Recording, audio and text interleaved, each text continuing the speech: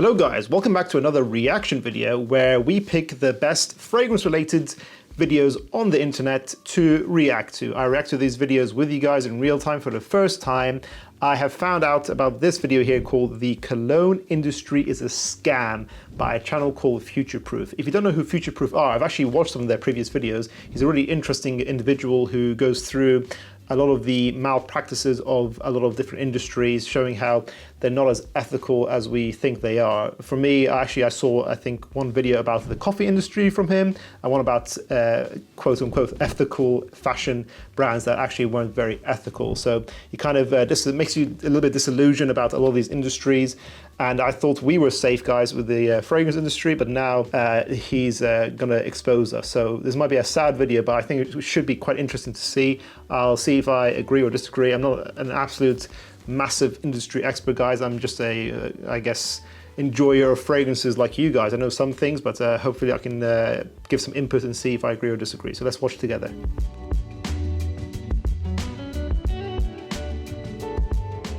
And by the way, guys, this is a 16-minute long video, so I'm going to leave a link to the original video down in the description below for you to watch in full if you want. For this reaction, I'm going to try and jump in between different sections just to make sure we don't have this reaction video be too long.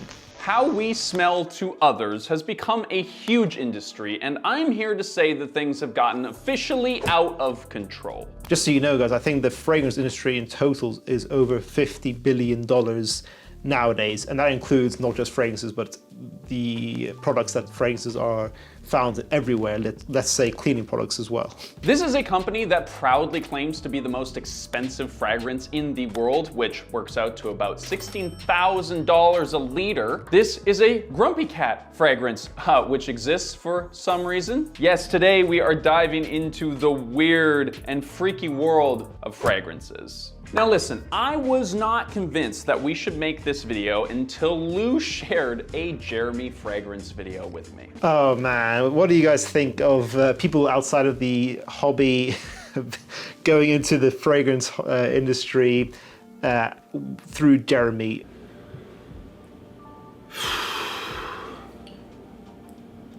How are we feeling about that? I mean, just look at these pictures right here. Jeremy Fragrance is this larger-than-life cologne promoter who has millions of followers online because of his personality, I guess, or like his knowledge of fragrances. I put on the underwear again and I started crying like a bitch. Yeah, I don't know. It's hard to defend Jeremy. I love him. I love you, Jeremy, but I don't know, man. Sometimes when people see that as their first cologne video, it's tough, man. For the sake of simplicity, we're going to move forward in this video and use the word cologne to refer to men's fragrances in general. Now, as ridiculous as the examples that I mentioned previously are, there is a reason why bottles of smells have become a multi-billion-dollar industry. See, smell is one of our core senses, and it is a very powerful one. It's basically the most evocative, primal sense that we have. Scent helped our ancestors find resources, avoid toxins, and steer clear of predators, and it's been used in religious settings across the world for millennia. But what most of us care about is how scent functions socially. And we're not just talking about the obvious stuff, like how if you forget to take a shower for long enough, eventually nobody's gonna wanna hug you. It turns out that human pheromones might impact how our interpersonal connections go. Emphasis here on might, because even though the research here is fairly inconclusive at this point, there are pheromone perfumes that contain artificial versions of musk from animals like civet cats, beavers, pigs, and musk deer. Yeah, this whole industry about having a pheromone perfume is a bit of a scam. As he's kind of saying here, a lot of musks now are not the real thing. Pretty much in every country that develops fragrances, animal products, for the vast majority of them, are banned now and using synthetic replicas.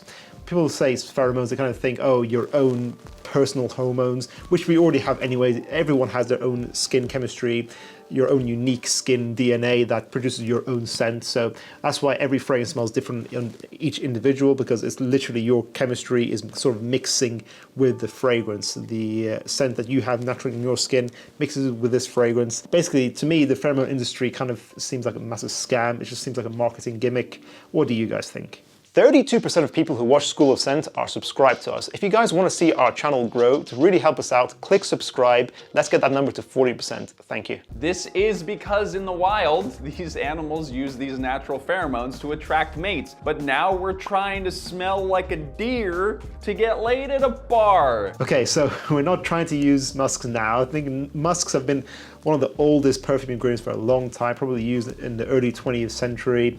From, again, extracted from animal glands naturally, and they are great fixatives in fragrances that give structure, robustness, longevity in fragrances. That's why pretty much every single fragrance nowadays, although the vast majority are now synthetic, they are still used. Musks are very much an important factor of every fragrance out there. But it's not a completely unfounded idea. Some researchers believe that we pick up all sorts of information, largely subconsciously of course, about a person just by sniffing them. Information like mood, their medical status, fertility, genetic capabilities and whatnot, and who knows what else really.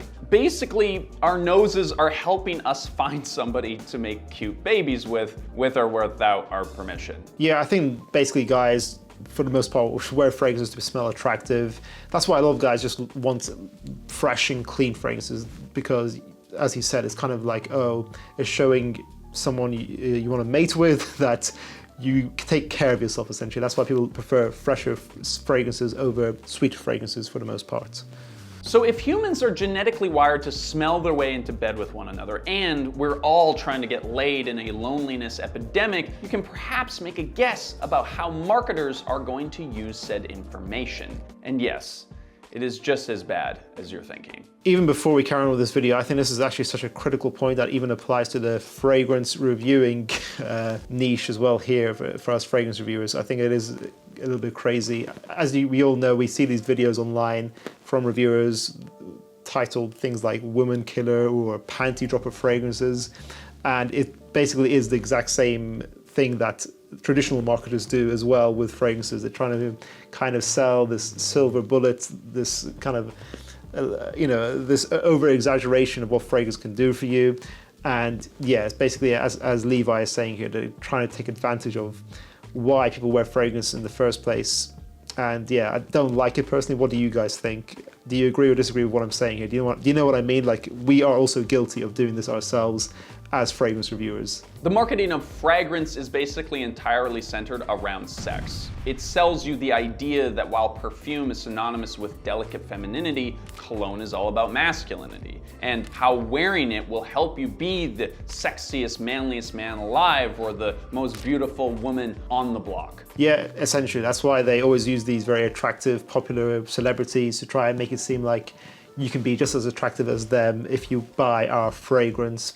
And us fragrance reviewers are just as guilty, honestly, overall. What do you guys think? Because as far as marketing is concerned, the cologne that you wear promises to make the woman you seek notice you for the man that you are. And this isn't even the only time that we've seen this happen. We actually made a whole video about deodorant and how marketers convinced an entire generation of men that they were inadequate and literally wouldn't be able to get a job without their product. That is just the insanity of capitalism, I guess, isn't it? You always have to create an insecurity that for the most part doesn't exist initially for people to then seek out your solution. What do you guys think about this problem, which I know is not unique to the fragrance industry? The problem is that we have, for the most part, had those needs met. So today's fragrance moguls are busy working a little higher up on the pyramid of needs. Their job now is to sell you self-esteem, a sense of achievement, uniqueness, confidence, respect. But that's a pretty tough thing to do and a pretty tough thing to articulate in an ad. And wetness is the essence of beauty. Fragrance marketers can't just go ahead and show the product being used on a TV ad and get the idea across. So more than ever, you have to sell a feeling, a persona, an idea. And that is why fragrance advertisements are just completely insane. I completely agree. Generic mainstream fragrance adverts are obviously notoriously weird. Everyone knows that. And I think he kind of is right. Like, it's the idea that it's so difficult to visualize a fragrance, you can't really visualize scent that easily a lot of times. And, you know, let's say I want to explain to you guys the scent of civet. You know, you don't, there's visual things that you don't want to use for that kind of note. So it's like, you know, I think that's the limitation of having scent-based industries, and I think that's why, yeah, he's right. You get these really weird fragrance adverts from a lot of brands. What do you guys think? And so, these advertisements are incredibly over the top and direct in their sexual implications. Buy their product and you will embody luxury, masculinity, and sex appeal. You might even go above and beyond and experience something truly transcendent when you spray their scent.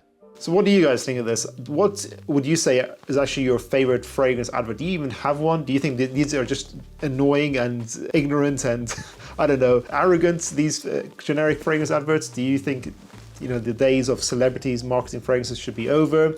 How do you think fragrances should be marketed? I'd love to hear your opinion, guys. And you can see this right into the names of the products themselves. Versace Eros, Dior Sauvage, Carolina Herrera Bad Boy. They're all about what kind of manly man womanizer that you're gonna become. Or that one fragrance, Mr. Romantic. It's very much on the nose, these fragrance names, aren't they, guys? To give you an idea of how ridiculous this can get, look at the way Burberry described their Hero Cologne. A new masculine spirit exploring the house codes of duality and the power of the animal kingdom. A man in search of transformation and metamorphosis as a new modern heroism. He's so spot on. These copywriting exercises of these fragrances are just ridiculous. Does anyone actually sit there and read this generic nonsense? I feel like if you read like a few of them, you just skip past them. I kind of roll my eyes all the time now with a lot of fragrance marketing.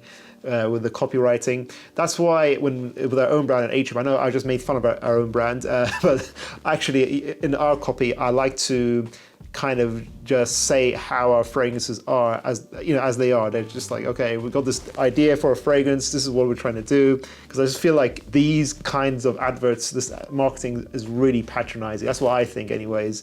I don't want to patronize you guys. So what do you guys think? How do you think copywriting, or, you know, the description parts of fragrances should be written out? And now listen, that's crazy on its own, but we cannot move on from this without showing you this game that they made for the Hero announcement. This is like the Kirkland brand Temple Run that you play to get further away from your own personal insecurities. And listen, I played it for a bit. It's bad. That's actually insane. I did not realize Burberry actually made a mini game for the Hero line. Did you guys know about this? Why didn't anyone say anything about this? This is crazy. But what you might notice if you look into the fragrance world is that a lot of these big names are also designed to designer fashion companies, which actually makes perfect sense. Every horrible thing that you can say about designer fashion, you can say for their fragrances as well. You're paying a lot of money to feel better than average. That's so true, guys. And you'll notice that a lot of the big designer brands are increasing their prices nowadays, and they're also all coming out with their own private lines to create this sort of, let's say, artificial sense of luxury there through exclusivity. And as he says, and as we know as fragrance collectors, there's a lot of niche fragrances out there that are horribly overpriced for what they are. I think so far this video has been really spot on with a lot of things. We legit found a limited edition diamond-studded men's perfume that apparently sold for $435,000. You could buy a 30-year-old studio apartment in Vancouver for that much money.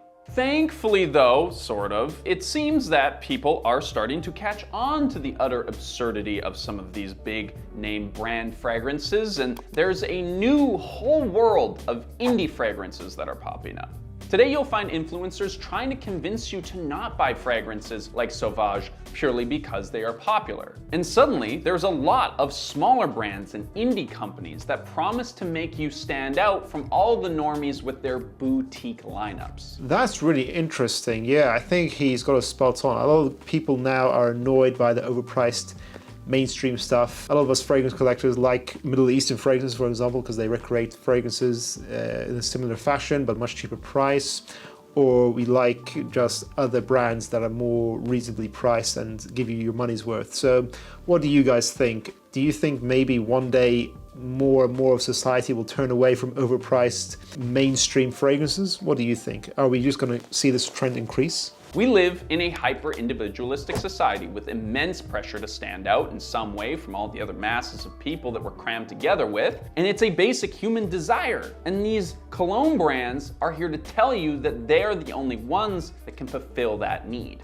But here's where things get truly weird. I personally always thought a fragrance is something that just meant to make you smell good or whatever. But apparently it's actually a full-on extension of your personality. We found YouTubers discussing in all seriousness how your personal fragrance should match the color of your clothing, your personality, or your location. Are you in the gym, an office, or a club? All of these things affect how you should smell in that context.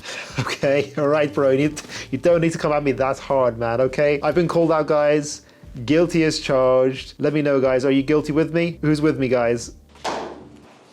You want to be sexy in the gym? Montblanc Legend Spirit. Okay, there we go. Jeremy's with me at the very least. The thing influencers are talking about these days is how to achieve your own signature scent, lest you accidentally smell like somebody's ex and then they're no longer into you, which sounds silly. Now, we're not going to go into a deep dive of the anatomy of a fragrance, but it is important to know that each fragrance apparently has top notes, mid notes, and base notes. Each of these notes shows up in the fragrance in a different sort of way, some lasting longer than others or showing up in a more pronounced way. Since the classic notes of amber and orchids are too played out, apparently, we've got fragrances with notes of chalk and plastic bag, hair pomade, iodine, and even blood. Is this real? I don't know, it kind of feels like Levi is acting like he's on a high horse right now. I feel that, yes, everyone has their own obsessions, people like to be nerds about certain things, so why would fragrances be any different? But I can see why it kind of seems crazy to him from the outside perspective, but I don't know, I think it's being a bit too judgmental right now. And this is where things are going increasingly. There is a whole world of interest in niche fragrances. And if that's not enough for you, you can even custom order your own scent. He says these things as if we're like weird, just like different species of creatures. These people who are like into niche fragrances and you have your own custom made fragrance. I'm like, I don't think it's that crazy, bro. I think people just like different hobbies to you. I don't know, this is the judgmental part of the video. And for a minute, you might be thinking that, hey, we're getting away from that consumeristic mob mentality by going niche, but ultimately, it's just more of the same message. You're not complete enough on your own, but our special blend will fulfill you. And here's the problem, it doesn't f***ing work. Like, this whole industry from top to bottom makes billions of dollars and yet has not been proven to have gotten a single person laid. Look, I hate to say it, but most people cannot tell the difference between Dior, Clive Christian, or Le Labo, or whatever the hell it's called. You know, as much as it pains me to say it, I think he makes a really good point here. It would be interesting actually to see there's some scientific research on this. You know, has fragrances actually made a difference to anyone ever? It probably has, let's be honest a bit, but it's difficult to know if that's the only reason. That's maybe what he's saying. Fragrance is an accessory, and I agree with him to a certain extent. It's not a silver bullet like a lot of marketers like to put it out there as, including us reviewers. Some reviewers like to do that as well. It's not a silver bullet, but I think actually my argument is, I always tell people, you know, it shouldn't be for other people, it should be for yourself. At the end of the day, 95% of the time that you're wearing a fragrance, not other people are going to be smelling it on you, you're going to be smelling it on yourself. You're the main person who's going to be experiencing it, so get fragrances that you enjoy and you love, guys. It doesn't matter if other people love it or don't love it. As he said, as long as you're not going with something too crazy, most people can't even really tell the difference. Wear it for yourself. That's my opinion on the matter. What do you think? See, many of the people who do notice scents, notice them in all the wrong ways. Those fragrance-free zone signs are there for a reason. We found a couple of studies that seem to indicate that about 30% of Americans find fragrance on other people irritating, whether it's because of allergies, asthma, or personal preference, or many other reasons. I actually really agree with this, and I know this is going to be controversial, but this is why I'm a sissy sprayer. Well, I'm called a sissy sprayer in the community, because I do think it is really obnoxious how some guys, and girls as well, really just invade the airspace with way too much fragrance.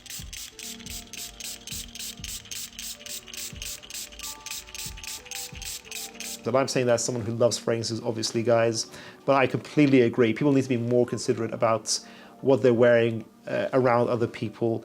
And that's why I really do think most of the time 4 sprays is easily enough for a fragrance. Go ahead guys, disagree, but you are sharing space with other people. That's my take on it. But despite all of these facts, the marketing strategies today are working. Men's fragrance is like its own subgenre on TikTok and YouTube. We've got teenagers dropping over $100 a bottle on designer cologne just because Jeremy Fragrance said that it was the best panty dropper for high school, which is just insanely cringy to even say out loud. If Levi thinks that's bad, he should see that I've seen a lot of teenagers with really expensive niche collections. They're like 15-year-olds with like 12 different niche fragrances. They got the Creeds, some Parfum de Marley's, some Amouages, some crazy expensive stuff for like a 15-year-old. So he would be really shocked by those guys, but hey, we welcome all you guys to this channel. And beyond the product just literally not doing what it advertises, being insanely expensive for no reason, and actually irritating to the people around you in some cases, we don't actually know very much about it. The fragrance industry is notoriously ill-regulated with an almost complete lack of transparency. So basically, you have very little guarantee of what you're spraying on yourself whenever the word fragrance appears in the ingredients list. The possibilities include hormone disruptors, carcinogens, and of course, allergens, stuff that not only harms you, but the planet around you. Yeah, he's referring to the fact that on the back of packaging for fragrances, you have the allergen section. And he says, yes, okay, a lot of chemicals are hidden behind the term fragrance. You can look at the back of any box and you'll see it. You got fragrance and alcohol denat, and then you have the allergens. And that is because perfume manufacturers can't list every single allergen or every single ingredient on the back of packaging. So yes, they're not there, and that's because you don't have to list every single ingredient.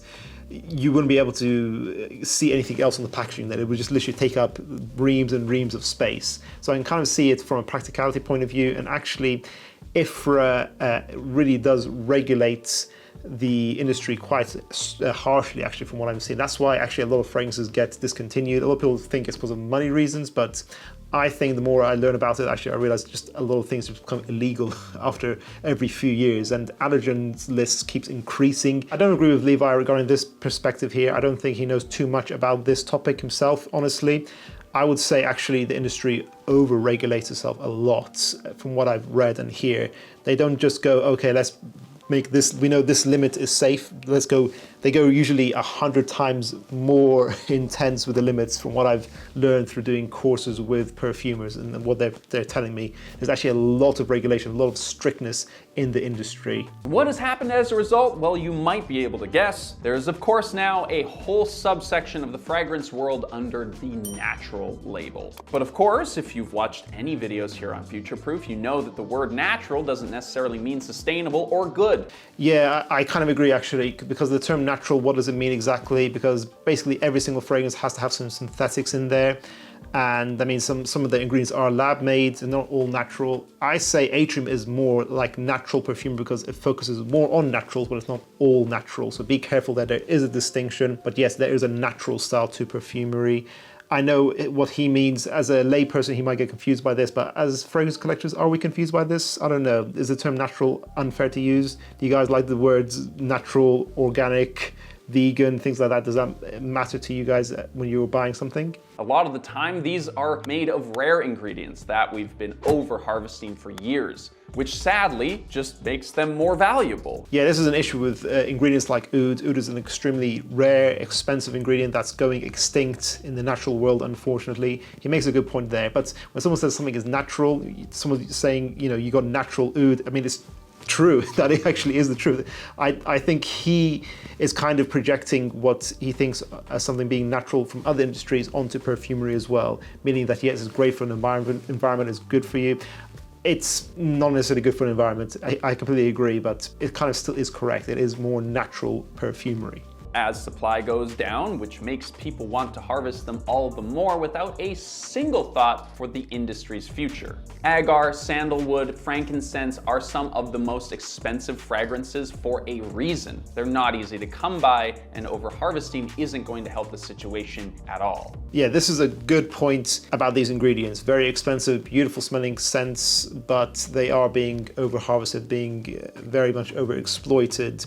There are ways to sustainably harvest these ingredients and to grow the plants that produce them, but I think a lot more work needs to be done. What do you guys think about this topic? Do you think we should start getting away from natural oud and other ingredients that are going extinct and focus on more sustainable perfumery? But say for some reason you've watched this whole video and you still want to smell different than the way you smell right now, well, we have a few options for you that are better than the ones that we've talked about already. You can always support sustainable and local companies. We've got a bunch of cool companies based near where we are in Canada, like Wild Coast, which use ingredients that are locally harvested right here on Vancouver Island. I'm sure you can find alternatives near you. The key things to look for are ethical sourcing, reusable packaging, and cruelty-free ingredients. So this is quite a tricky topic because what is ethical sourcing? What is cruelty-free? The vast majority of fragrances don't use animal products anymore. I think the only one really that exists is beeswax. Maybe that's usually, if a fragrance contains beeswax, you can't say it's vegan at that point. Reusable packaging, fair enough, yes. But a lot of fragrances, a lot of times, are using metal caps, glass bottles, card boxes. So that makes them recyclable and not as bad as plastic. But then, of course, yes, he is referring to the fact that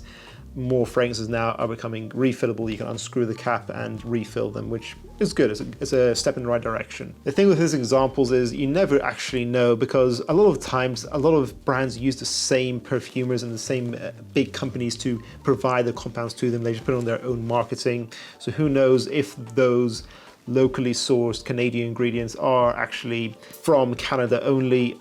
I just don't know, because it's difficult to get all the ingredients you need for a perfume. If you want a good smelling perfume, don't usually limit yourself to only ingredients that are grown in Canada. You know, the best perfumes have ingredients from all over the world. That's just the reality. So I don't know how much I'd really believe in these kind of companies and their claims. Sometimes these companies make claims that are just marketing gimmicks, in my opinion, is what I'm saying to you guys. What do you think? At the end of the day, you want to smell good, that's fine by me. Just don't do it to feel like you're Adam Driver as a centaur, because that's a very real advertisement that literally happened. Okay, I think we'll end the reaction video there. I thought this was a really interesting video. And yeah, I agree with him. Like, why are Burberry trying to make men feel like hot centaurs? It's a weird, very specific scenario they've created with that advert there. But I agree. I agree with a lot of stuff he says, disagree with some stuff, but I think he makes some interesting points. I think the fragrance industry is a victim to a lot of the practices that a lot of other industries have as well. It's not really unique to us, but then we also have the issue that it's difficult to portray scent visually. So we have these crazy marketing campaigns. What do you guys think of this video? Do you agree or disagree with the points made here today? Do you think we are getting scammed way too much in the industry, and how would you suggest that we fix it? I think Levi makes a great channel, and I really appreciate the message he's trying to portray with each of his videos. If you guys enjoyed this video, make sure to check out our previous reaction video up here, and I'll see you guys in the next one. Bye.